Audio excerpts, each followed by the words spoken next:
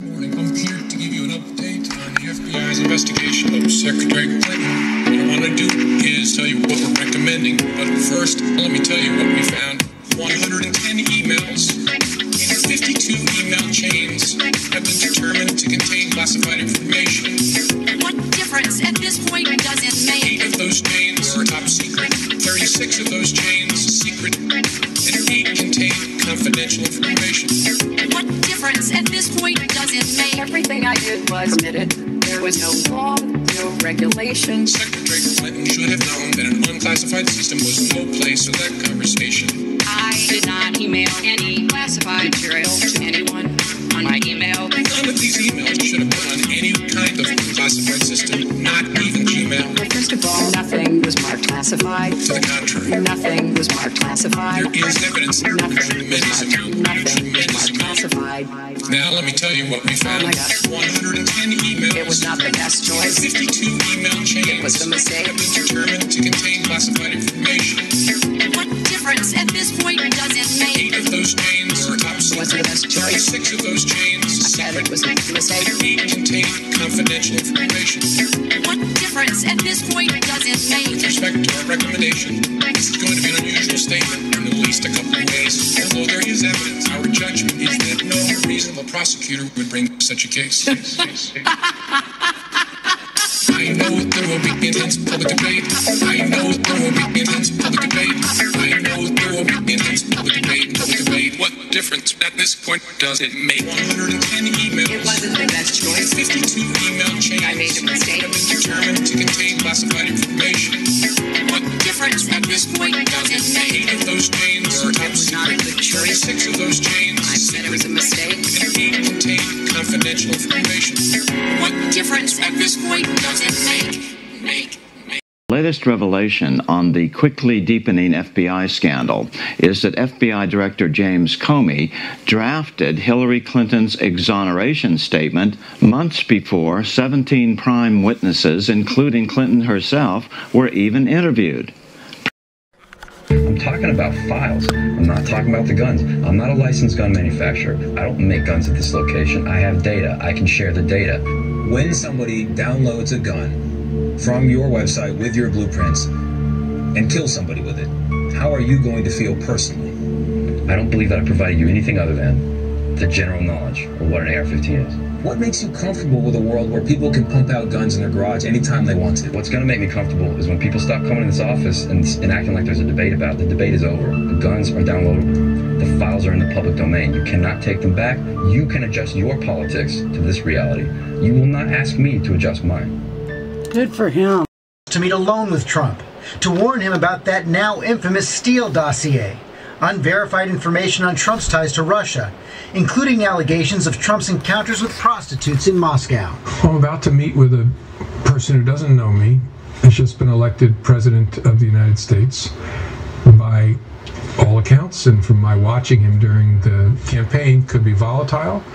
And I'm about to talk to him about allegations that he was involved with prostitutes in Moscow and that the Russians taped it and have leverage over him.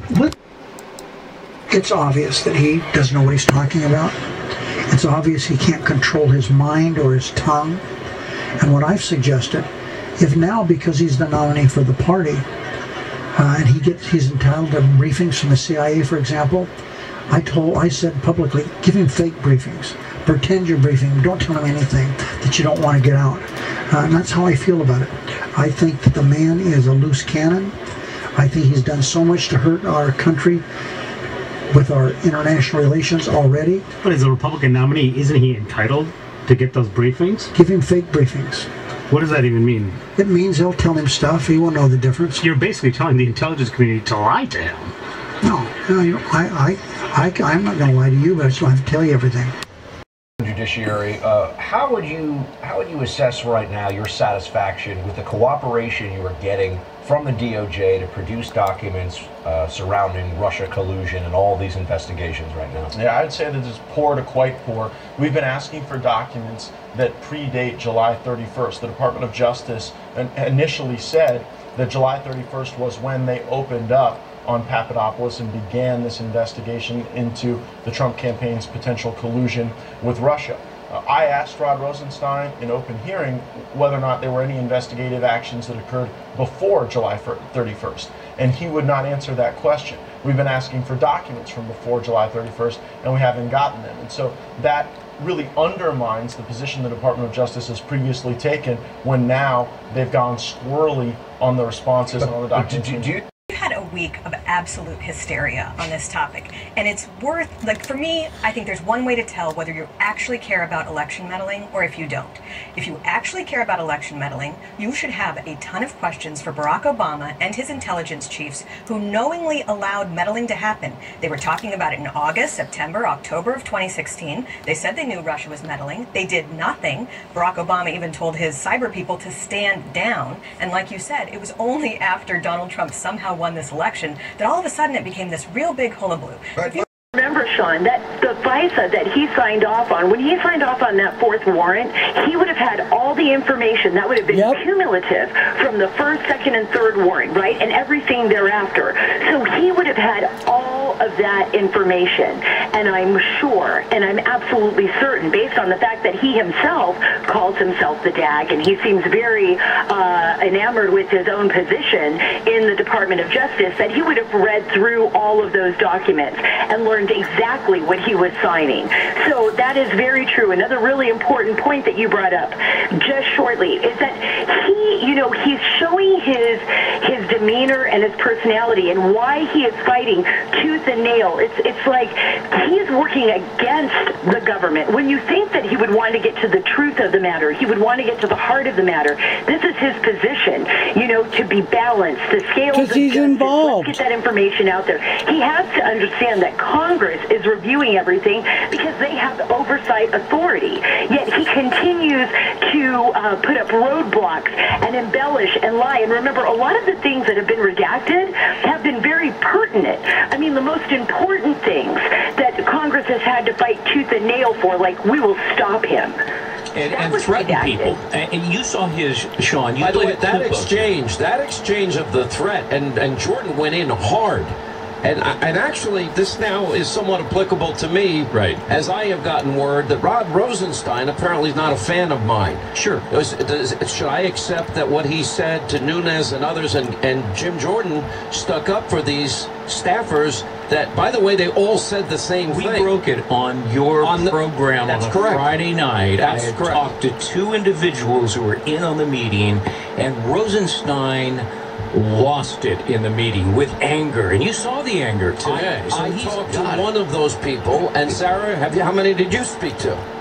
A number of people who have been in those meetings with him, and he is completely out of control. He gets cornered, he starts to scream, he becomes angry, he refuses to cooperate, threatens people. He did the same. But here's the thing, he was under oath today. If those people testify that in fact he did threaten them and that he lied today, is that a problem? He'll prevaricate on the word threaten. Now, the two individuals I talked to were in the meeting used the word threats in describing what Rosenstein did. That he would subpoena their emails and texts and he thought he was funny and cute by saying, well, you can't subpoena emails. So he will prevaricate on the word threaten and say, oh, it wasn't a threat.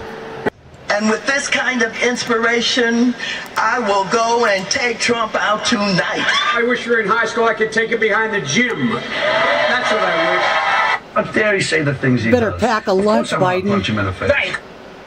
Where was all the media outrage about that?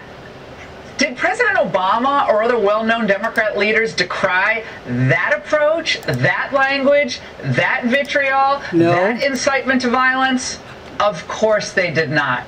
Because after all, President Trump, the people who supported him, continue to support him, they all deserve that and worse.